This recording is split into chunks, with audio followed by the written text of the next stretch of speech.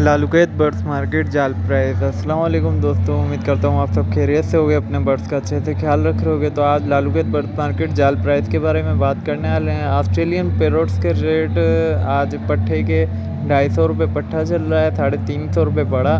ठीक है। Zebra Finch 400 रुपये से 450 रुपये ली जा रही है। क्रीम कॉकटेल 3300 रुपये पट्ठा, 4000 रुपये बड़ा। ग्रे कॉकटेल 1800 रुपये पट्ठा, बड़ा 2500 रुपये। लोटिनो पट्ठा 3300 रुपये, बड़ा 4000 रुपये।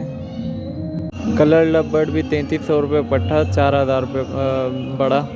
डायमंड डब बड़ी ली जा रही है 800 रुपये के हिसाब से। तो ये आज रेट थे लालूकैत बर्ड्स मार्केट के।